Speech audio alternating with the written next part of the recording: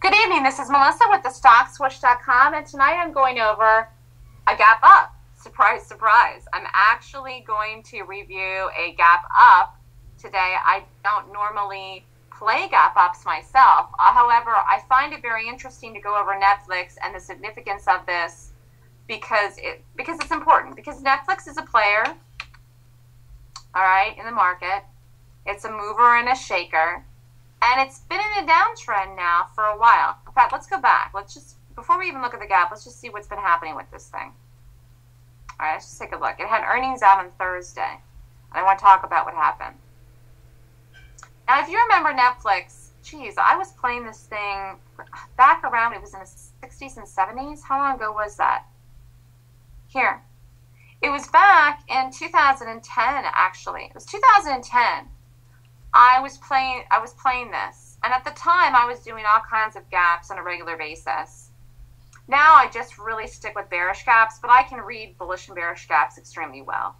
At the time I was playing this stock long, and I would remember playing this, and the momentum whenever it came in to be green as a long, whenever there was a buy, it was huge. It was really interesting. When you play a stock and you start to feel the lift, I actually predicted to friends that the stock was going to reach $100 at one point when I was playing it down here. I said it was easily going to get there, and then I said 150, and then I said 250 at once, and then I just stepped off of it. I started doing bearish caps. I never went back to do anything in this long and was doing something else, but it was easy to predict that this thing was just going to blow up and extend, because every time I was playing it long, even way down here, back in 2010, I could feel the momentum in the stock every time it wanted to go higher. And when you sense that in something, it's kind of instinct, but it's also you're in the position because you can easily make money going long something where it seems tougher to get when it comes in.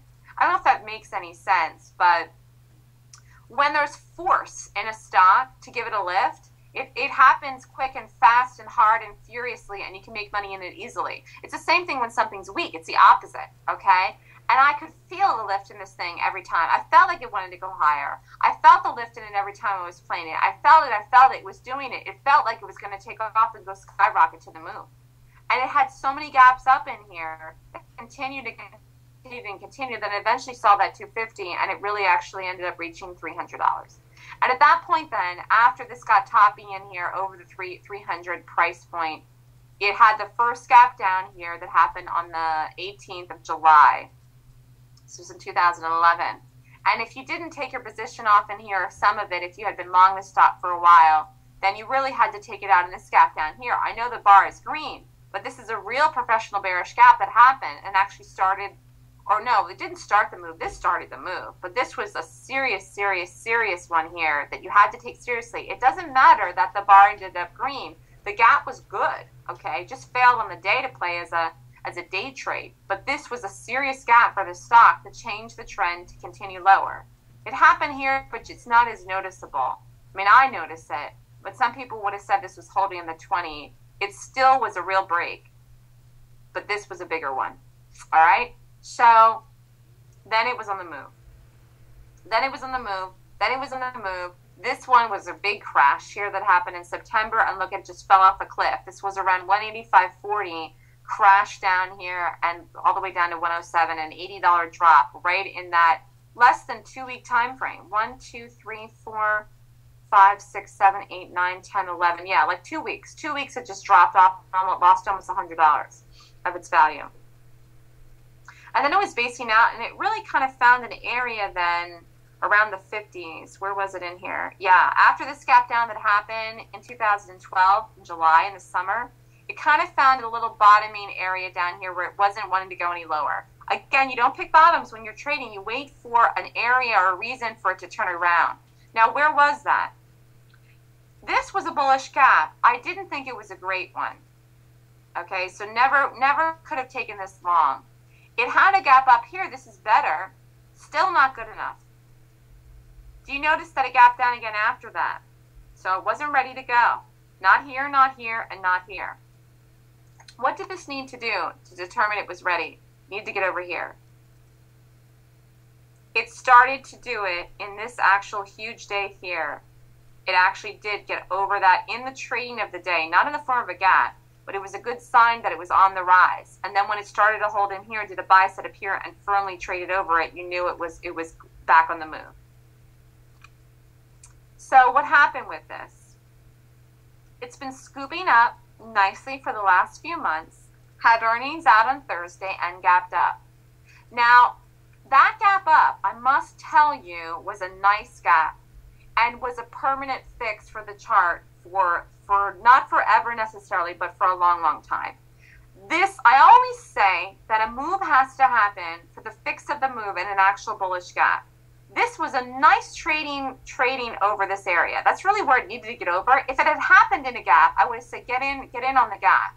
But it traded over it. It's almost not enough confirmation. Not when something's been in a downtrend for over a year. Do you understand? You must wait for the gap. Okay? This was a great sign. Get in here if you want to. It's a little risky. Get in here if you want to. It's a little risky. Get in here if you want to. Get in here if you want to. Get in here if you want to. It's scooping up. It looks good, but it's still risky until what? Until it does it on a gap, a professional bullish gap. And it actually did it at a much better spot than even this area over here.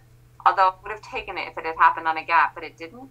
It firmly did it above all these people here. And some rooms wanted to go short this trade here. I would have never said to do that. You cannot go short a gap that is a real professional bullish gap. It's changing the trend of the stock. It's been in a downtrend. It's now deciding to go higher. Okay, that was a tough buy on the day because it had gapped up so big. It was really not going to go much of anywhere that day. Although I think it did set up as an actual basing to buy in as a breakout later in the afternoon. We'll go look at it. But look at what it did the next day. Look at the move of this stock the next day. Look at how incredible that is. It opened at 145.67. The low was 145.60. You could have almost bought it on the open here. Actually, where did we close? We closed at 146.86. We opened at 145.67. Yeah.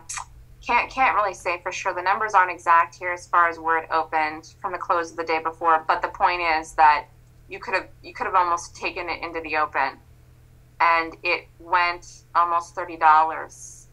Look at that bar. So I knew the stock was fixed to stay as a long, and Friday confirmed it. Where are you going to get in now? If you didn't get in here and know that it was a bullish gap, if you didn't get in here in the beginning of this day, which you probably might not have had even any entry. I think it's open and swished up. Look at what this did. This is the power of gaps. I just like to go over this one because it's extremely important to realize the power of gaps. This was a powerful gap up here.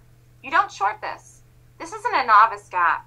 Rooms teach novice gaps. What is a novice gap? A novice gap is something that is trending up in a certain direction for a long, long time, and then it gaps up really big after that and decides to come in because people are selling out of the position, so then the stock goes red on the day. So it's a stock that's trending up green for some time, gaps up big into an area, and the people selling out of their long positions, and so it presses it down, and it's red on the day, even though it's actually a stock that's in an uptrend. Rooms call this as a short on the day, which is incorrect. Why? First of all, it's a brand new gap that's changing the trend of the stock to fix it, to go back up, to turn around, and potentially maybe re-hit the highs again at $300. I don't know if it's going to do that, but it looks pretty good now, doesn't it? It's more than halfway back in just 2 days. 2 days. It's more than halfway back. All right? That's pretty powerful. Powerful stuff. Now, why is this not novice? This is a little, I'm going to teach a little here, and then we'll go quick look at the smaller time frame charts. Why is this stock not a novice play on the day that it had the earnings here and then gapped up from 105, gapped up $45? Why? Can anyone tell me? Because the stock has not been in an uptrend at all. The chart is actually still neutral sideways. It looks like it's starting to fix itself, but hasn't really totally done it yet because it didn't do it in the form of the gap, and that it has to do it in the form of a professional bullish gap in order to actually correct the chart and the trend. The trend is still down. It's down neutral sideways. Maybe recovering, not sure yet. Didn't do it in a gap.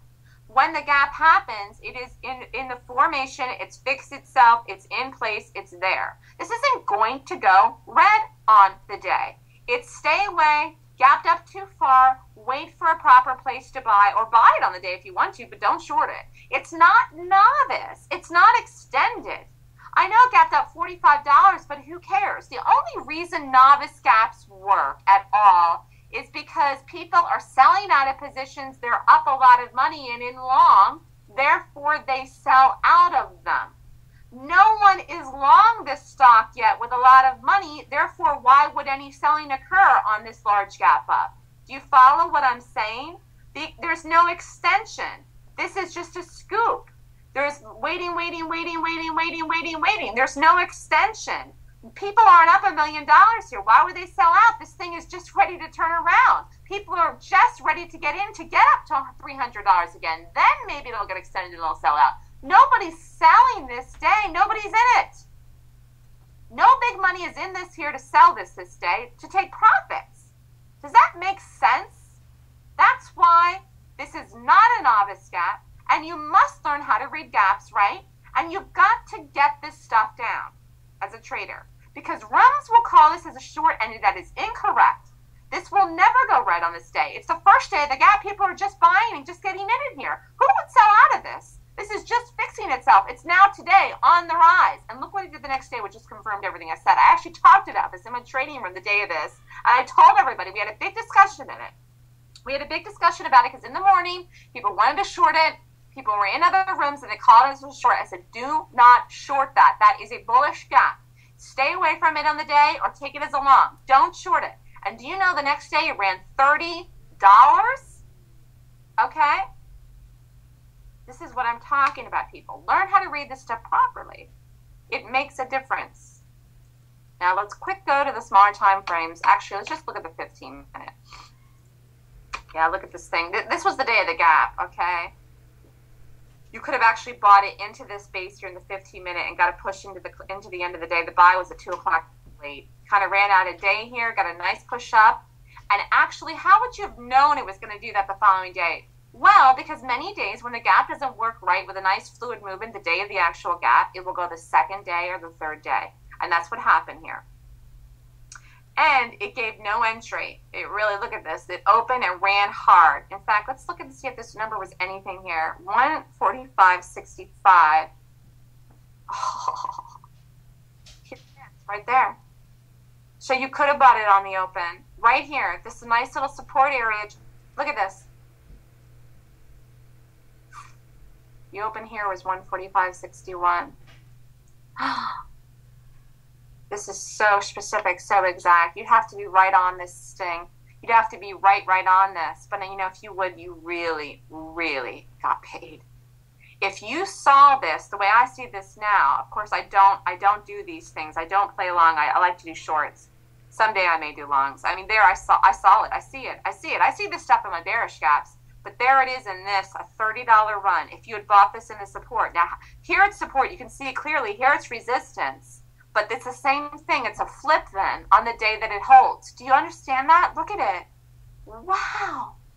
145.61 was the open of this bar here, which made a resistance on the day of the gap. And on the second day, it opened at 145.61, 60 and an 8. It was the low in here. Actually, no, it opened at 145.67, went down 7 pennies, and you could have bought it right in when it retested the resistance here. 145.61. Do you see that? 145.61, 145.608. And it opened right down here within 7 cents, came right down and sat on top of this squiggly bar here, sat right on top of that 15-minute resistance area, which is support today. You could have done it right there, put the stop right under it. Very aggressive, but boy, you got paid if you did that. And you would have seen it because it ran all the way across. It wasn't just that one bar. It was here, here, and here. There it is. It's all the way across. In fact, 145.68 is right there. That's where this bar closed here. That's where it opened on the day, 145.67. So it was right there. And you could have given it a couple. You would have had to given it the spread too, all right? So you probably would have had to given it like, you know, maybe 20 cents in there just to be safe. But I mean, boy, the number was there exact. Look at how perfect that traded. You had no entry the whole rest of the day then on Friday if you didn't get it in the morning. None. Okay? But boy, what a beautiful gap. And I just wanted to go over that for everybody, even though I don't play longs, because we had a serious discussion in my stock switch trading room about it. You've got to learn how to trade these things properly. You cannot short things thinking they're novice when they're not really. Okay, learn what novice is. Learn the definition of it and why they work. It's not what you think. And if you don't understand, then call me, email me, come to my trading room. Okay, this is the stuff that I teach in the room. This is a reason to join my room. And you can become a good trader and a sophisticated chart reader if you learn how to read these things properly. Gaps is where it's at. That's how you're going to make money trading.